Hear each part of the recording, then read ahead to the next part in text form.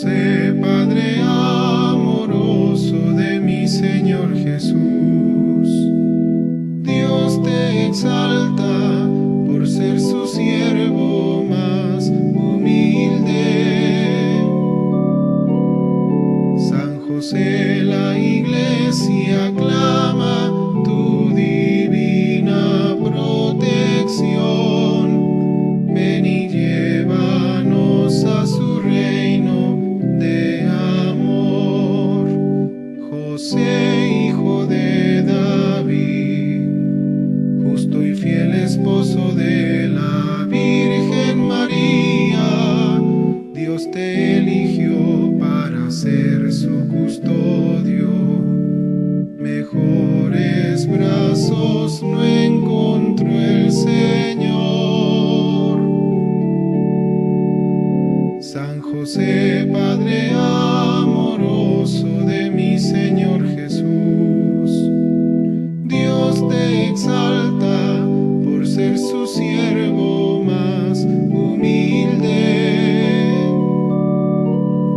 San José, la Iglesia clama tu divina protección.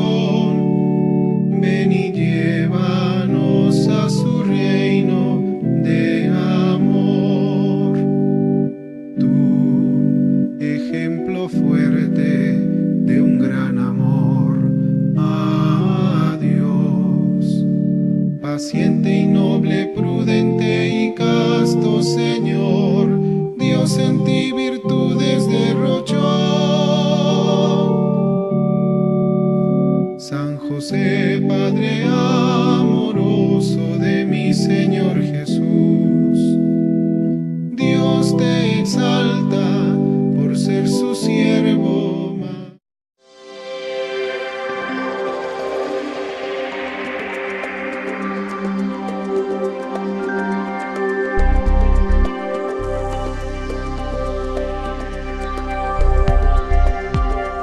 Inicio a este simposio sobre ecumenismo de parte de la Conferencia Episcopal de Nicaragua y la Universidad Católica del Trópico Seco. Vamos a llamar a los miembros de la Conferencia Episcopal de Nicaragua a la sede principal de este acto. Llamamos en primer lugar a Su Excelencia Monseñor Leopoldo José Brenes Solórzano. Para él un aplauso.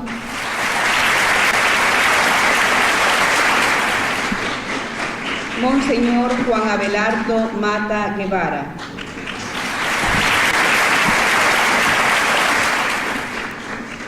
Monseñor Carlos Enrique Herrera.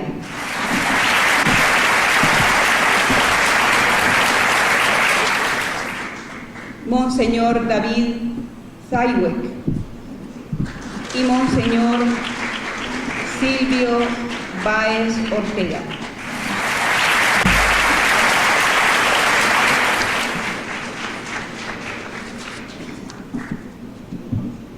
Queremos decir que están con nosotros los medios de comunicación, Canal Católico San José, Radio Católica de Nicaragua, Radio María y las demás radios de todo Nicaragua, radios católicas que están enlazadas en esta transmisión.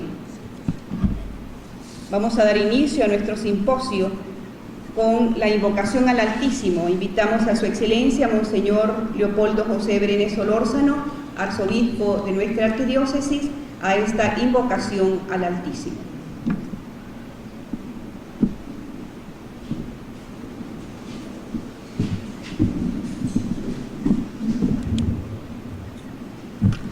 Buenos hermanos en el episcopado, queridos sacerdotes, seminaristas, invitados, participantes en este simposio. En nombre de Monseñor René, nuestro presidente de la Conferencia Episcopal, una disculpa de no estar hoy aquí con nosotros, ya que hoy son los 9 días del fallecimiento de su papá y tenía que estar allá en Dirián, entonces él pide su disculpa, pero de corazón está unido a nosotros. Le saluda y pide al Señor que este encuentro sirva de provecho para todos nosotros, para hacer realidad que el sentimiento tanto del Papa Juan Pablo II, que nos dio aquella hermosa carta, que todos sean uno, como también la gran intención del Papa Benedicto, que desde el primer momento que inició su ministerio petrino, él nos llamó a ser verdaderos promotores e impulsores del ecumenismo. Y vemos también hoy con el Papa Francisco su experiencia como arzobispo en Buenos Aires, en esa comunicación con las iglesias, tratando de hacer realidad el mandato del Señor que encontramos en el Evangelio de San Juan.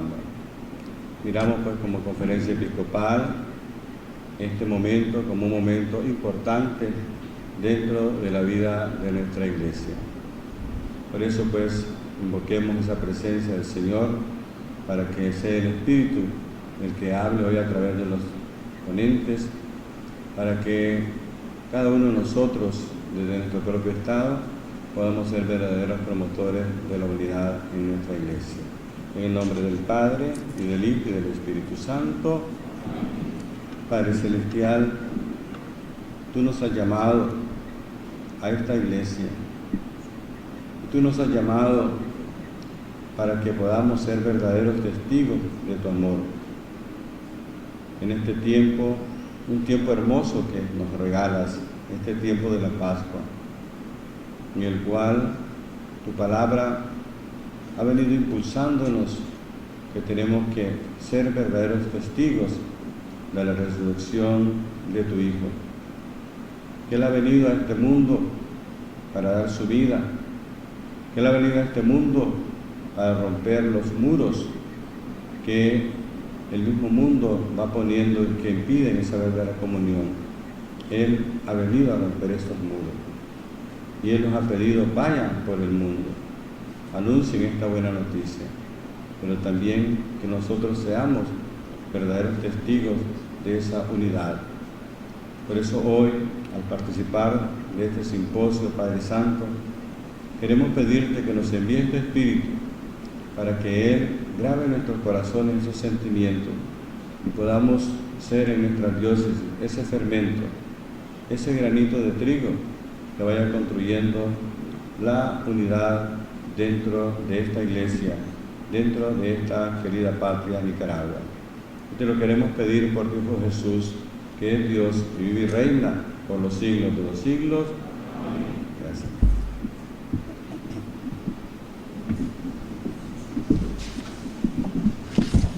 Damos la bienvenida a Su Excelencia Monseñor Fortunatus, Nuncio Apostólico en Nicaragua. Un aplauso para el Señor.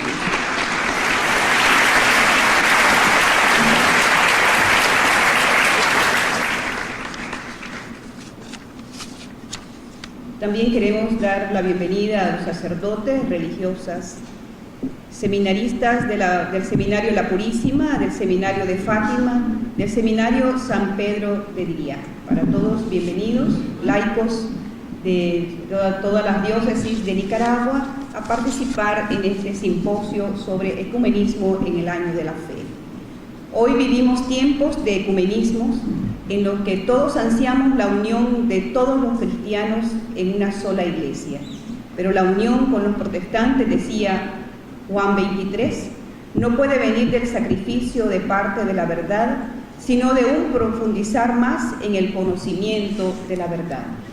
Vamos a tener la primera intervención de Su Excelencia Monseñor Juan Abelardo Mata Guevara, presidente del Departamento de la Fe y Ecumenismo de la Conferencia Episcopal de Nicaragua, acompañado del Padre Carlos Iván Ruiz Montenegro y del seminarista Augusto Marín de la diócesis de Estelí, con el tema Avance agresivo de las sectas protestantes fundamentalistas en Nicaragua. Con nosotros, Monseñor Juan Abelardo Mata Guevara.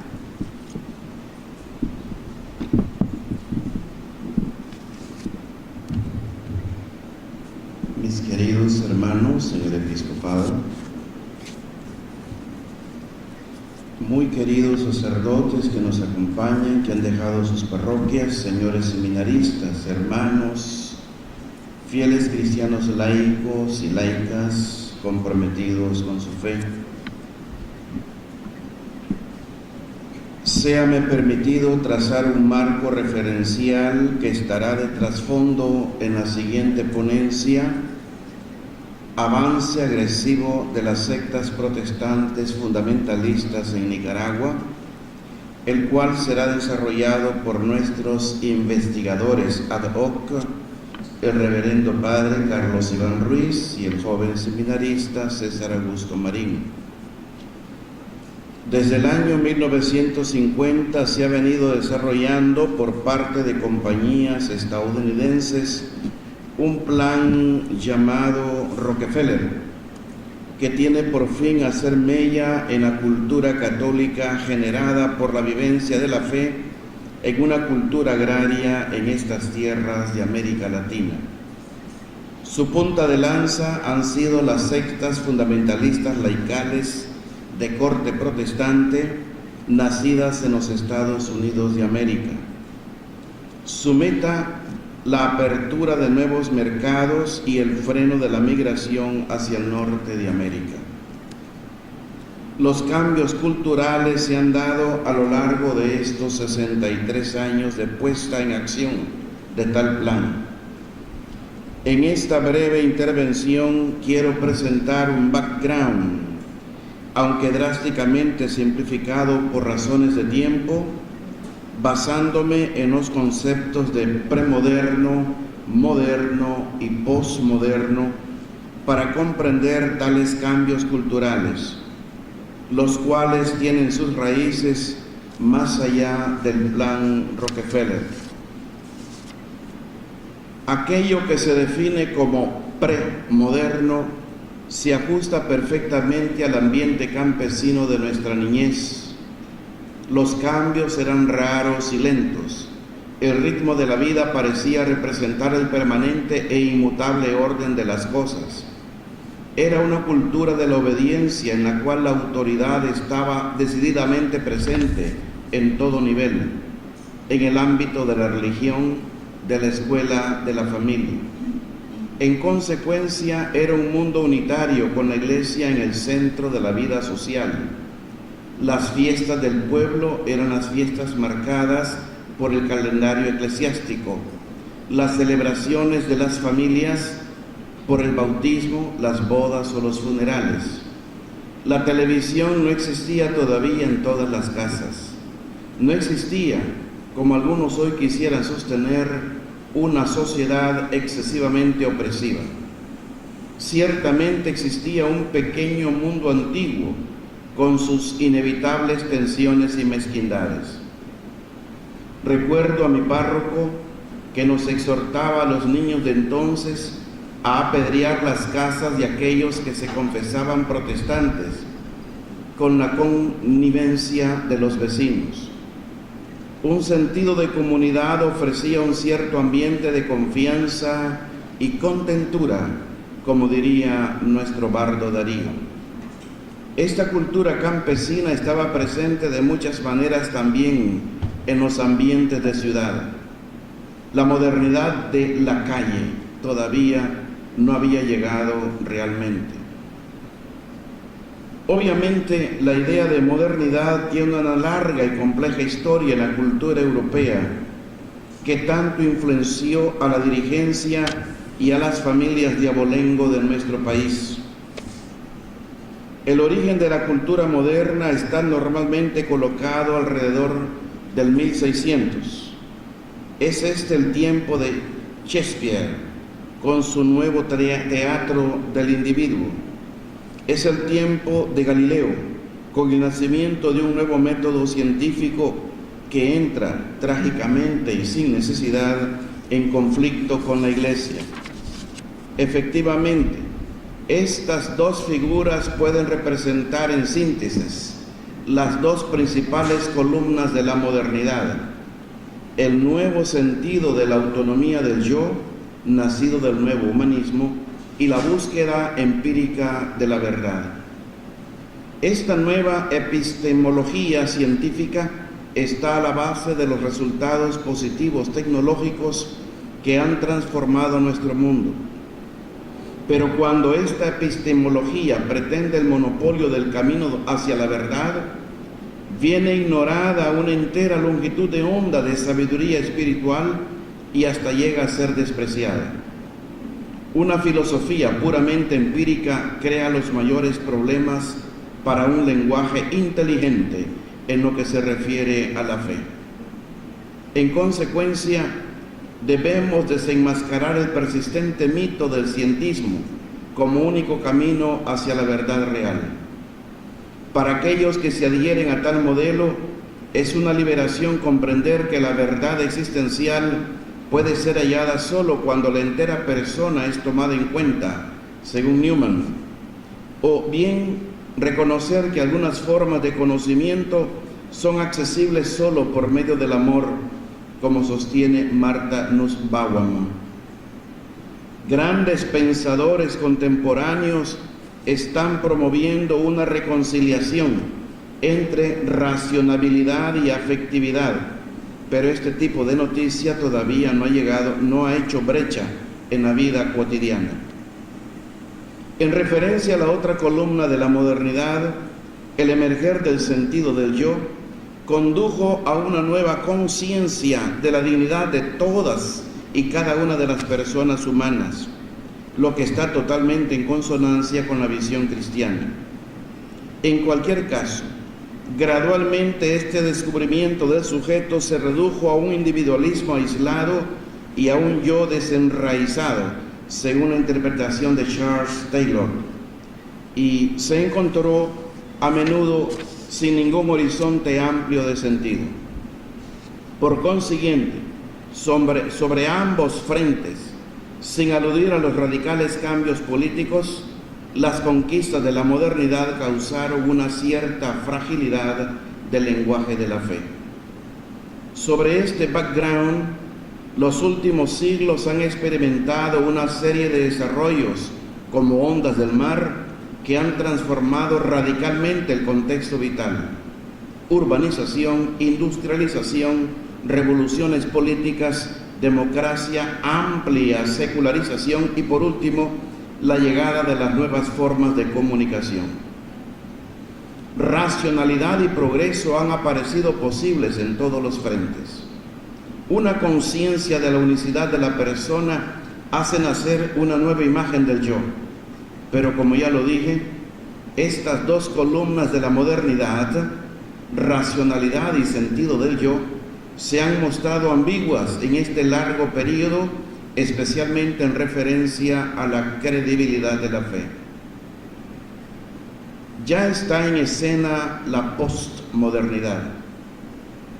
El debate acerca de su comienzo está abierto todavía.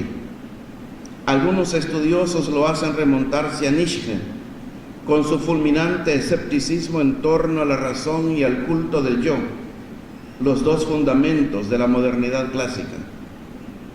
Otros lo colocan al fin de la Primera Guerra Mundial, uniéndolo al sentido de destrucción y de vacío de las esperanzas humanas que dominaba a aquella generación. Otros ven todavía el proceso de desmontaje de la modernidad y la real victoria de la posmodernidad, unidos a las agitaciones sociales del 1968 en Francia y en otras partes de Europa. En su componente elemental, la posmodernidad contiene una rebelión contra la excesiva confianza de la modernidad y el ingreso en un mundo más plural e indeterminado. Uno de los principales expertos en este tema, Zygmunt Bauman, sostiene que todas las cosas, incluida la misma modernidad, han venido a quedar sin consistencia. Siguiendo el pensamiento del escritor católico Walker Percy, vivimos en un tiempo de sueños agotados, de promesas no sostenidas y de una racionalidad humana fallida.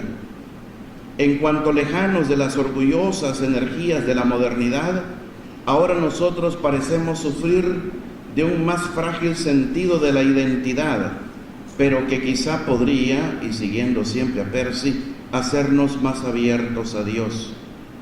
Probablemente existen dos rostros muy diferentes de la posmodernidad vivida, más que en aquella posmodernidad pensada por los filósofos. El primer rostro, que podemos llamar posmodernidad de la calle, manifiesta el origen de la desolación cultural de nuestro tiempo.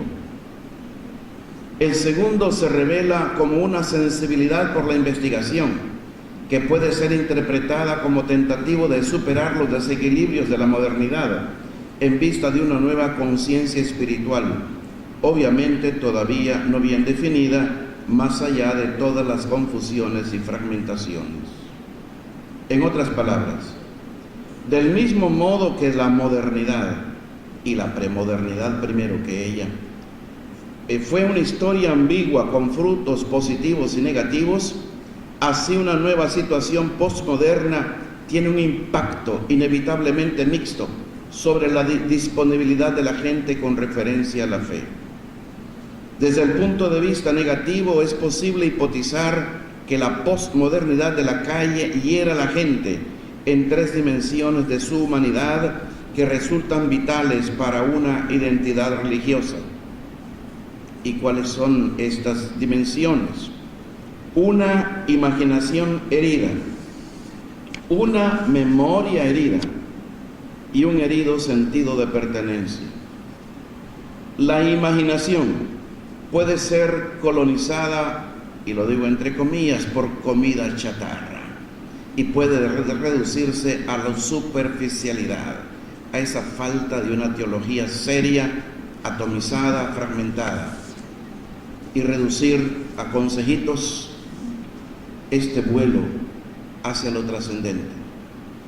La memoria, que es el receptor del mundo a través de una tradición viviente, puede vivir en una especie de inmediatez alienada, sin pasado ni futuro, como si estuviese aprisionada en un presente ahistórico.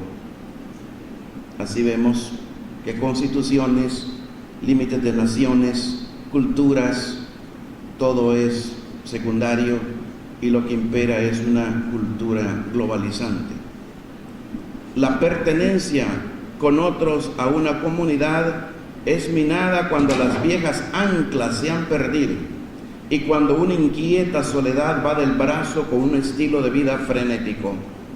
En ese sentido, aquello que he llamado desolación cultural implica una cierta ausencia de reposo y de raíces e induce a una parálisis interior, no obstante toda actividad frenética externa. Cuando esta desolación cultural se difunde en una sociedad, ella puede bloquear las fuentes de la imaginación, de la memoria y de la racionalidad, y en consecuencia hacer ver la fe cristiana no solo como una cosa no confiable, sino también como una cosa irreal e inalcanzable. En esta dirección, el teólogo alemán Johann Baptist Metz ha ofrecido un fino análisis de la difusa posmodernidad de nuestros corazones, como él dice, y sintetizo su análisis. Un estilo de vida fragmentado y superficial puede originar una notable pérdida de sensibilidad, a causa de la cual nuestra capacidad de compasión en relación al sufrimiento se debilita y en consecuencia los caminos hacia la fe son desbordados. Cuando el deseo se vuelve ciego y el afecto pierde en empeño, hasta la religión puede ser reducida a satisfacción del yo y por lo tanto a la lógica del supermercado. Con todo, existe una lectura más positiva de la posmodernidad, la cual puede acaso aparecer más abierta a la fe respecto a la forma clásica de la modernidad. Con las palabras de Anne Hunt, la cito: una conciencia totalmente diferenciada es necesaria para afrontar la necesidad contemporánea de sentido, el cual se dirige hacia la nueva espiritualidad que es sorprendente, aunque siempre ambigua, característica de la posmodernidad.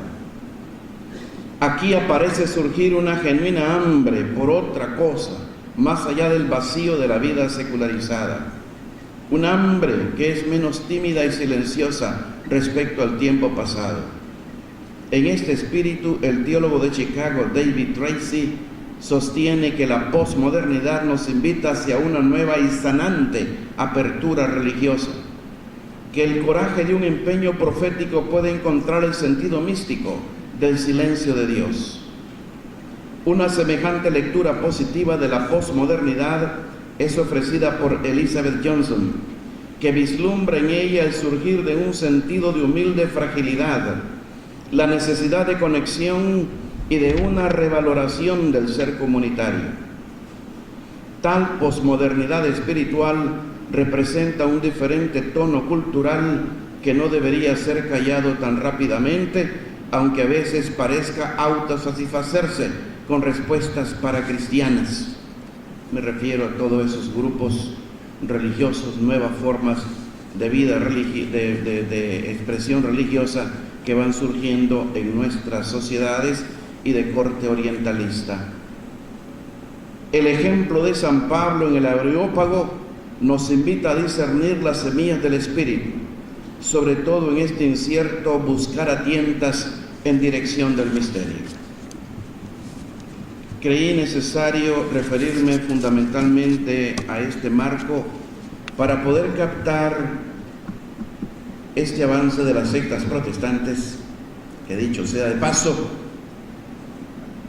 en esta generación, aunque va surgiendo una nueva, casi todos ellos han sido bautizados en nuestra Iglesia Católica, y lo cual implica en verdad repensar más a fondo nuestro quehacer pastoral y sin perder de vista todo este marco del pensamiento humano que va condicionando las culturas locales y va condicionando las personas. Sin más ni más, dejo la palabra a los dos investigadores que nominamos para este servicio a nuestra iglesia, el padre Carlos Iván Ruiz y el joven seminarista César Augusto Marino. Buenos días a todos. Continúo con el tema el avance agresivo de las sectas protestantes fundamentalistas en Nicaragua. La realidad del hecho. El avance de las sectas protestantes en Latinoamérica y Nicaragua. Todos en Nicaragua tenemos la experiencia de ver un dinamismo protestante que hace sentir su presencia cada día más en nuestro país. Vemos que se levantan templos protestantes en todos los barrios de nuestras ciudades, en todas las comunidades de nuestros campos. Nos subimos a un bus y escuchamos la prédica de un hermano separado. Casi todos los hogares reciben la visita de hermanos separados evangelizando. También escuchamos decir que algún familiar o conocido nuestro ha dejado la Iglesia Católica para unirse a ellos. Esto entre otras cosas. Estos hechos dan la impresión de que ellos, los hermanos separados, van creciendo y ganando cada vez más adeptos. ¿Qué tan veraz es esta impresión que podemos tener? Existen estadísticas que reflejan la realidad de este asunto. Primero les ofrecemos una estadística a nivel latinoamericano. A comienzos del siglo XX, los no católicos en América Latina eran 50,000. Para 1914, el número de conversos a la iglesia evangélicas era de 500,000.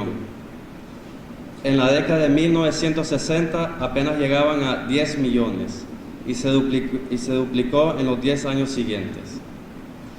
Para 1990 se calculan en 52 millones de protestantes. En el año 2000 llegaron a 60 millones. Hoy puede haber más de 70 millones de cristianos no católicos en Latinoamérica.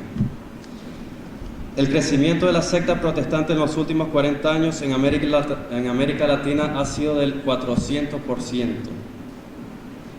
Según datos reconocidos por la Conferencia Episcopal Latinoamericana y del Caribe, para la década de los 90, cada día un promedio de 9,000 excatólicos se pasaban a otras denominaciones cristianas. Para el año 2000 este número aumentó a 11,000 cada día. Según los datos, en América Central ahora tan solo el 66,4% de los habitantes se declaran católicos. Hemos visto los resultados de varias firmas encuestadoras y las cuales coinciden en sus resultados. Por ejemplo, hemos visto los resultados de la firma Gallup World Poll, del periódico francés Le Monde, del Atlas Religioso Mundial y de la firma MIR. A continuación les voy a decir el porcentaje de protestantes en algunos países de Latinoamérica. En Brasil, el 22,2% de los habitantes son protestantes. En Colombia, el 22%. En México, el 10%. Venezuela, 28%. Guatemala, que es la más alta, el 45%. En Argentina, el 10%. En Honduras, el 35,2%. En Nicaragua, el 30%. En El Salvador, el 38,2%. En Costa Rica, el 23%. En Belice, el 27%, para decirles algunos ejemplos. El crecimiento protestante en Nicaragua. La más reciente encuesta de la firma MIR Consultores, realizada en el mes de diciembre del año 2012, proporciona los siguientes resultados. La población cristiana protestante ha alcanzado un 30%, caso contrario con lo que ocurre con la población católica, que ha disminuido en un 38% en los últimos 21 años, según el cuadro comparativo sobre la tendencia religiosa del sistema de monitoreo de opinión pública de la firma. La evaluación de la población nicaragüense indica que el 52,1% son católicos, seguidos por un 30% de evangélicos y un 14,1% de personas que simplemente se consideran creyentes pero no siguen ninguna religión o que no pertenecen a ninguna comunidad cristiana. El 3,5% siguen otras religiones y solamente el 0,3% se dice ser ateo. La encuesta tiene un margen de confianza del 95%. Otro de los datos obtenidos del estudio está que la población evangélica vive principalmente en zonas suburbanas del país, mientras que la mayoría de los católicos en áreas urbanas. Por su parte, la mayoría de los creyentes sin denominación viven en sectores rurales. En 1991, el número de evangélicos alcanzaba apenas el 4% de la población, y para el censo del 95 ya alcanzaba el 15%, contra un 79,9% de los católicos. Como les he dicho, estos resultados de la firma MIR coinciden con los resultados que publicaron las otras firmas encuestadores antes mencionadas. Pero las encuestas hechas en América Latina y Nicaragua por esta firma no reflejan una realidad que es muy importante que nosotros la sepamos. ¿Cuál es el porcentaje de los católicos que podemos considerar como miembros activos de la Iglesia? El criterio que usamos para considerar que un católico es activo es si asiste al menos a la misa dominical, día de precepto. El porcentaje de la población que se considera católica en Nicaragua es del 52% aproximadamente. De este 52%, ¿qué porcentaje se puede considerar como católico activo? ¿Será la mitad, será una tercera parte o será una fracción aún menor? Y para tener una mejor visión de las cosas, podemos preguntarnos qué porcentaje de los que se declaran protestantes lo son activamente. Si el criterio que usamos para decir que un protestante es activo es si asiste al menos al culto dominical o sabatino. Nos podemos preguntar, ¿hay más católicos activos que protestantes activos?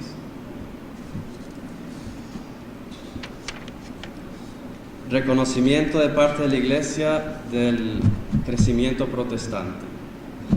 En febrero de 1996, en el viaje apostólico de Juan Pablo II a Guatemala, Nicaragua, El Salvador y Venezuela, dijo Juan Pablo II que en los últimos decenios, haciendo referencia desde los años 60, la acción misionera de la Iglesia no se ha mantenido al mismo ritmo de la expansión demográfica y ha sido contrarrestada especialmente en América Latina por la acción disgregadora de las sectas.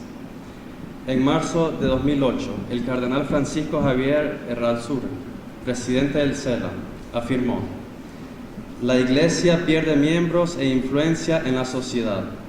Una de las razones para que ocurra este fenómeno es que han crecido los grupos pentecostales, algo que habla bien del pueblo, porque siguen invocando a Cristo, pero no hablan bien de nosotros como iglesia. En 1986, el cardenal Lucas Moreira Neve declaró: la primavera de las sectas podría significar el invierno de la Iglesia Católica. Monseñor Kloppenburg afirma que el paso de católicos a las sectas en Latinoamérica es en la actualidad superior cuantitativamente al que se dio en Europa Central durante el siglo XVI del catolicismo al protestantismo. Podemos preguntarnos, ¿y por qué está ocurriendo todo esto? Entonces, vamos a ver las causas. Estrategias protestantes. Lectura de la Sagrada Escritura y bibliografía gratis o a costos muy favorables. Sabemos que las sectas protestantes son hijas de las iglesias protestantes históricas, las cuales siguen el principio de Martín Lutero, que solo escritura. La Iglesia Católica reconoce la Biblia como una de las fuentes de la revelación, junto con la Sagrada Tradición. Aunque es falsa la afirmación protestante que la única fuente de la revelación es la Biblia, sin embargo, ha tenido el efecto positivo de que la leen y estudian con mucho empeño. La lectura y el estudio y la promoción de la Sagrada Escritura por parte de las sectas protestantes ha dado resultados muy positivos para ellos. Han convencido a muchísimas personas, falsamente, de que ellos siguen la verdad plena de la revelación y que nosotros estamos equivocados en cuestiones esenciales de la fe. La prédica de los hermanos separados se hace interesante y llamativa porque la hacen basándose en la Sagrada Escritura. Se percibe que la actual generación de creyentes muestra un deseo profundo de conocer a Dios a través de la Sagrada Escritura, y los protestantes se han aprovechado de eso predicando desde la Biblia, además ofreciendo estudios bíblicos comunitarios y personales. Es triste reconocerlo, pero muchos católicos no pueden o no saben defender las verdades de nuestra fe basándose en las Sagradas Escrituras. Con las interpretaciones bíblicas que ofrecen los hermanos separados, falsas todas aquellas que contradicen el magisterio de la Iglesia. Y por la falta de conocimiento de los fundamentos de la fe, muchos hermanos nuestros han dejado la Iglesia. Otra de las causas, actividad pastoral persistente. Vemos que ellos visitan muchos enfermos, evangelización casa a casa, acompañamiento personal, dirección espiritual. El deseo de los hermanos separados de ganar la mayor cantidad de adeptos posibles los ha llevado al uso de toda clase de métodos y procedimientos. Si vamos a un hospital, no es extraño encontrar hermanos separados ahí visitando enfermos, ofreciéndoles consuelo, oraciones, esperanzas, promesas de curaciones, etc. Una persona, aunque sea católica, en un momento de aflicción por alguna enfermedad, sentiría agradecimiento a un protestante que se acerca a ella de esta manera. Estos gestos han abierto caminos que conducen a iglesias protestantes. Muchos ex católicos afirman que ellos, en momentos de necesidad, sintieron la cercanía de hermanos separados y la ausencia de sus hermanos católicos. Nadie puede negar el empeño de los hermanos separados en visitar todos los hogares para predicarles su mensaje. Estas visitas llegan a repetirse incluso varias veces a la misma casa. En un ambiente que tiende cada vez más a la secularización, la palabra de Dios, aunque pronunciada por un protestante, puede llegar al corazón y atraer a aquellos que le escuchan a escucharla más en los templos protestantes. Su vida comunitaria, otra causa. Este aspecto de su vida religiosa es quizá lo que más éxito les ha dado. La vida comunitaria, donde cada uno tiene un lugar especial en la comunidad, es escuchado y tomado en cuenta. Las personas que han dejado la Iglesia Católica y que se han trasladado a una secta protestante explican que algo que les gustó de los hermanos separados era su acogimiento y que hacen sentir a las personas aceptadas, queridas y especiales, pues conocen a cada uno por su nombre y apellido. El Papa Benedicto XVI reconoce este hecho y declara algo parecido en el numeral 225 del documento conclusivo de Aparecida. Dice el Papa Benedicto: según nuestra experiencia pastoral, muchas veces la gente sincera que sale de nuestra iglesia no lo hace por lo que los otros grupos no católicos creen, sino fundamentalmente por lo que ellos viven. no por razones doctrinales, sino vivenciales, no por motivos estrictamente dogmáticos, sino pastorales, no por problemas teológicos, sino metodológicos de nuestra Iglesia. Esperan encontrar respuestas a sus inquietudes. Buscan, no sin serios peligros, responder a algunas aspiraciones que quizás no han encontrado como debería ser en la Iglesia Católica. Benedicto XVI. Otra causa. Gran cantidad de pastores y templos protestantes en relación a la población protestante. Se estima que en América Latina hay un sacerdote en cada parroquia para un promedio de 10.000 a 15.000 fieles, mientras que cada comunidad protestante puede disponer de 3 a 5 pastores para un rebaño que no supera los 300 adeptos. Del mismo modo, es fácil encontrar en un mismo sector de una zona urbana o rural una sola parroquia por 3 a 5 congregaciones cristianas de diferentes denominaciones. Igualmente, por una iglesia católica que se construye, se levantan 6 templos protestantes. Otra de las causas, sus recursos económicos. El gran respaldo económico que tienen las sectas protestantes les viene en parte de la colecta del diezmo que hacen a cada uno de sus miembros. Otro respaldo financiero proviene del exterior, es decir, de sectas protestantes y de organismos extranjeros. Monseñor Mata mencionó algo de esto, del proyecto de Rockefeller. Este respaldo económico les permite construir con facilidad templos, les permite regalar y difundir su bibliografía y Biblias, muchísimas veces gratuitamente. Les permite financiar cooperación a obras sociales, las cuales ayudan a ganar adeptos en una sociedad donde la pobreza alcanza a la mayoría de la población. Ahora, cuestiones a superar de parte de la Iglesia Católica. Desconocimiento de parte de muchos fieles de la propia doctrina católica. Una gran parte de la feligresía católica no tiene el conocimiento doctrinal ni el dominio de sus fundamentos teológicos basados en la Escritura y en la tradición. Tampoco hay un dominio suficiente del magisterio de la Iglesia. Esta falta de conocimiento del propio credo es una debilidad religiosa. Y por esta debilidad religiosa muchos católicos han caído en el abandono de la Iglesia y en la aceptación de otras creencias.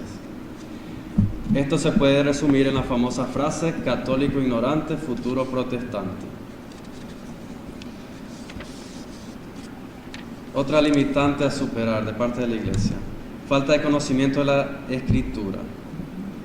Además de ignorancia doctrinal, hay mucha ignorancia de la Sagrada Escritura. Toda la divina revelación, incluida la que se encuentra en la tradición, está contenida de alguna u otra manera en la Sagrada Escritura. De ahí la importancia de conocerla y profundizar en ella cada vez más. Desconocer las Escrituras es desconocer a Cristo. San Jerónimo. El católico que desconoce la Sagrada Escritura y a quien nunca se le ha hablado de ella, sentirá quizá gusto que un hermano separado le hable desde ella. Y por su deseo de escuchar más la palabra de Dios, irá a los encuentros de los hermanos separados. Condiciones políticas, sociales y económicas del país que favorecen la acogida de la espiritualidad protestante. La inseguridad política, la pobreza material y la insatisfacción de necesidades básicas. Estos elementos se unen para causar en las personas sentimientos de frustración, la pobreza, la insatisfacción de necesidades básicas, desesperación, desánimo, depresión, que son estados psicológicos que oprimen a la persona en todo su ser, obstaculizando la realización personal. La persona que se encuentra en este estado psicológico siente un deseo de liberarse de ello. Algunos de los elementos de la espiritualidad pentecostal, propia de la mayoría de las sectas protestantes, puede ser percibida como una solución o un alivio del malestar psicológico en que se encuentra la persona. Nos referimos a sus encuentros muy efusivos, con música alta, con ritmos muy marcados, sus gestos desenfrenados, sus formas de orar a voz en grito, sus creencias en sus milagros y curaciones.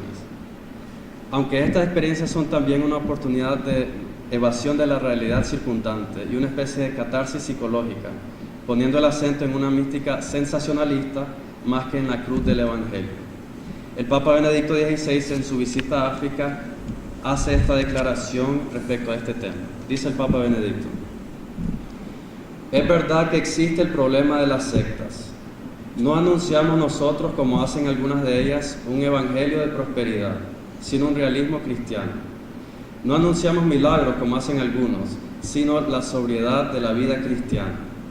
Estamos convencidos de que toda esta sobriedad, este realismo que anuncia un Dios que se ha hecho hombre, y por tanto un Dios profundamente humano, un Dios que sufre también con nosotros, da un sentido a nuestro sufrimiento para un anuncio con un horizonte más amplio, que tiene más futuro. Y sabemos que estas sectas no son muy estables en su consistencia.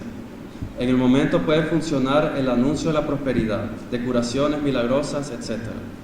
Pero tras un poco de tiempo se ve que la vida es difícil, que un Dios humano, un Dios que sufre con nosotros, es más convincente, más verdadero y ofrece una ayuda más grande para la vida. Benedicto XVI. La solución a los problemas psicológicos que estas personas encuentran en las sectas protestantes son soluciones inmediatas, emocionales, pero insuficientes. Es decir, en realidad no solucionan sus problemas. Pasado un tiempo como miembro de alguna secta protestante, una buena parte de los que entran por estos motivos, buscando un alivio emocional, se dan cuenta que la espiritualidad protestante no solucionó sus problemas, siguen iguales y dejan su comunidad sectaria, y luego no se identifican con ningún credo en particular. Quizá estos conforman el 14% de la población que se declara creyente, pero que no se identifica con ninguna comunidad cristiana. Hay un dato histórico que puede mostrar esta realidad en nuestro país. Si recordamos el cuadro estadístico que mostramos, los protestantes en Nicaragua empiezan a acelerar su crecimiento a partir de 1991. Recién terminada una década de guerra, de conflictos políticos, de inseguridad social. Es decir, una década en que el sufrimiento emocional se acumuló en la población nicaragüense.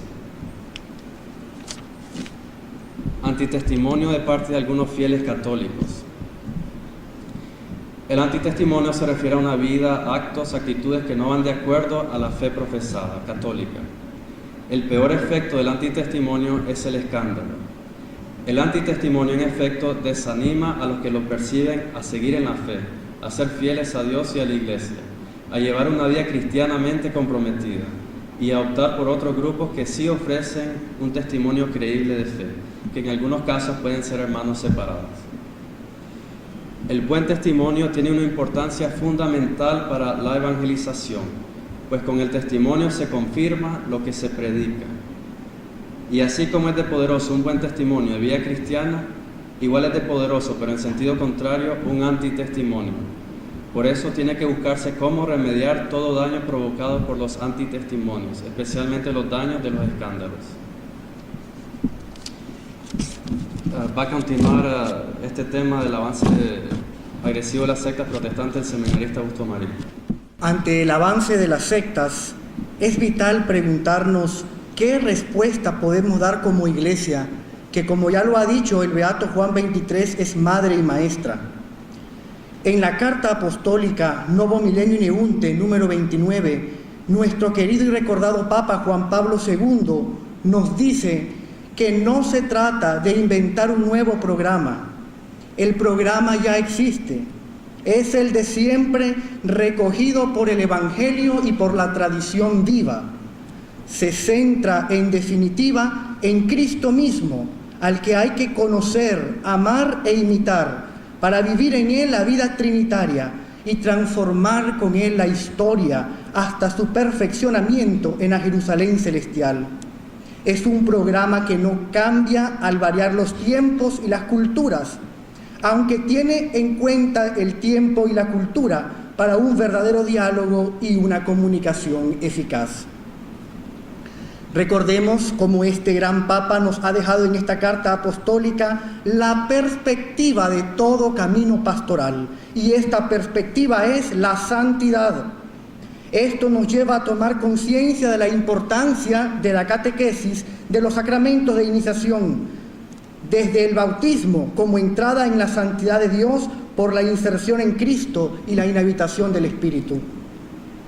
Es por esta razón que que el número 292 del documento de Aparecida nos enseña como rasgos del discípulo al que apunta la iniciación cristiana. Destacamos que tenga como centro la persona de Jesucristo, nuestro Salvador y plenitud de nuestra humanidad, fuente de toda madurez humana y cristiana.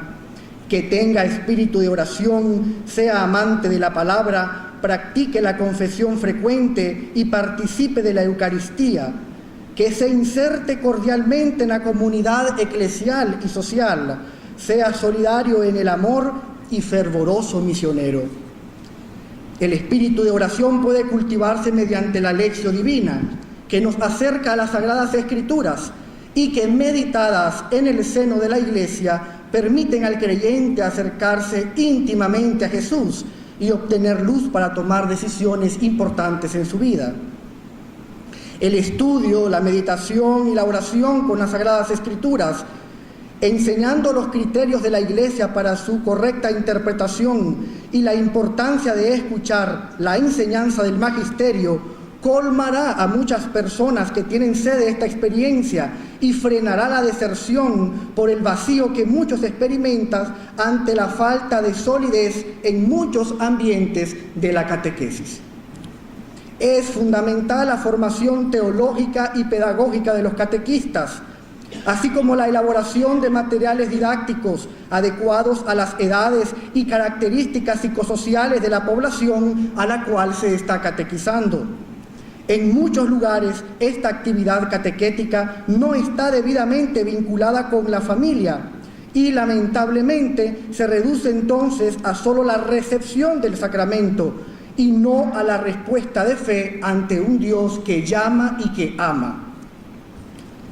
En una sociedad invadida por el relativismo, el materialismo y la negación de Dios, se hace necesaria la catequesis permanente. Sin embargo, para una catequesis que responda a los desafíos actuales, también es oportuno un serio examen de conciencia sobre la importancia asignada a la formación de los catequistas, incluso de todos los agentes de pastoral. En esta labor evangelizadora y de defensa de la fe, también otros agentes de pastoral como los delegados de la palabra tienen un rol importante. Muchas comunidades católicas campesinas pueden reunirse para orar y meditar la palabra de Dios, porque hay un delegado de la palabra animándolos en causa cuando el sacerdote no está presente. Sin embargo, también esta realidad nos lleva a un compromiso mayor con la promoción de las vocaciones sacerdotales, pues la labor del sacerdote es insustituible y se hace indispensable su presencia, pues es el administrador de los misterios sagrados. Cada bautizado tiene un compromiso de orar, promover y sostener las vocaciones según sus posibilidades.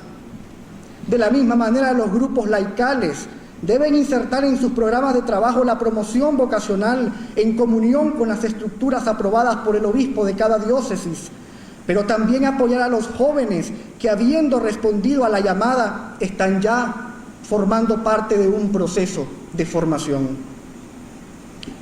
En esta labor, por detener este avance agresivo de las sectas, no se debe obviar ni minimizar que la Iglesia, cuya misión y ministerio se identifican con los de su fundador, encuentra en la liturgia la cumbre hacia la cual orienta toda su actividad y al mismo tiempo la fuente de donde extrae toda su fuerza, como lo enseña el Concilio Vaticano II en la Constitución Sacrosanctum Concilium número 10. En efecto, la evangelización y el pastoreo culminan en la sacramentalización, es decir, la liturgia. La evangelización porque id y enseñad a todas las gentes, según Mateo 28:19, está radicalmente orientado y completado con el bautizándolos en el nombre del Padre y del Hijo y del Espíritu Santo, según San Mateo 28:16. El pastoreo, porque los trabajos apostólicos se ordenan a que, una vez hechos hijos de Dios por la fe y el bautismo, todos se reúnen, alaben a Dios en medio de la Iglesia, participen en el sacrificio y coman la cena del Señor. El Concilio Vaticano II, en la Presbyterorum Ordinis número 6, enseña que no se edifica ninguna comunidad cristiana si no tiene como raíz y quicio la celebración de la Sagrada Eucaristía. Por ella, pues, hay que empezar toda la formación para el espíritu de comunidad. No podemos esperar una adecuada transmisión de la fe si se convierte la liturgia en un show. Ya lo decía el entonces cardenal Joseph Ratzinger en la obra Informe sobre la Fe. La liturgia no es un show, no es un espectáculo que necesite directores geniales y actores de talento. No debe expresar la actualidad, el momento efímero, sino el misterio de lo sagrado. Para el católico, la liturgia es el hogar común, la fuente misma de su identidad. También por esta razón debe estar predeterminada y ser imperturbable para que a través del rito se manifieste la santidad de Dios. Las críticas a la vieja rigidez rubricista, a la que se acusa de ahogar la creatividad, ha sumergido en muchos ambientes a la liturgia en la vorágine del hazlo como quieras, trivializándola. El mismo Joseph Ratzinger nos anima a no temer de celebrar con belleza y dignidad la Sagrada Liturgia, es decir, de ser acusados de triunfalismo. Pues, lo cito textualmente, no es ciertamente triunfalismo la solemnidad del culto con el que la Iglesia expresa la belleza de Dios, la alegría de la fe, la victoria de la verdad y de la luz sobre el error y las tinieblas. La riqueza litúrgica no es propiedad de una casta sacerdotal, es también riqueza de todos, también de los pobres que la desean de veras. El cardenal Cañizares, en armonía con el Papa Benedicto XVI, dijo que no hay nueva evangelización sin liturgia y sin Eucaristía, por lo cual, ante el avance agresivo de las sectas, la liturgia es pilar indispensable para el hombre de hoy, sediento de una experiencia de Dios, de encontrarse con el misterio. La liturgia no entra solamente en el campo dogmático, la liturgia entra en el campo meramente antropológico, porque el ser humano tiene necesidad de encontrarse con el misterio. Para esta experiencia con el misterio, somos los mismos católicos los que debemos amar y respetar la Sagrada Liturgia, obedeciendo la Sagrada Escritura, la Sagrada Tradición, expresados en el magisterio de la Iglesia. Es clara, por ejemplo, la sentencia del Concilio Vaticano II en la Constitución Sacrosanctum Concilium sobre la Sagrada Liturgia, número 22. Por lo mismo que nadie, aunque sea sacerdote, añada, quite o cambie cosa alguna por iniciativa propia en la liturgia. La banalización de la liturgia, la adopción de elementos pentecostales como gesto y música, violentando esta enseñanza del magisterio de la Iglesia y cayendo en muchos sectores en la praxis de Lutero de la libre interpretación, desfiguran la realidad cristológica y eclesiológica que forman parte intrínseca de la Sagrada Liturgia. El verbo que el Santo Padre de la Iglesia, San Agustín, nos propone reiteradamente en sus obras es escuchar. Y cada uno de nosotros debe escuchar la verdad de Dios, ese esplendor de la verdad divina que se nos revela en la Sagrada Escritura y en la Sagrada Tradición. El subjetivismo, la libre interpretación nos ha llevado a lo que el Papa Benedicto XVI denunció como la dictadura del relativismo. Solo si somos fieles a nuestra fe, a nuestra identidad católica, a nuestra herencia de siglos, en una auténtica hermenéutica de la continuidad que en este año de la fe estamos llamados a meditar con ahínco, podremos recibir y ofrecer la riqueza espiritual que en estos 2 milenios la Santa Madre Iglesia ha ido profundizando con la guía del Espíritu Santo. Muchas gracias.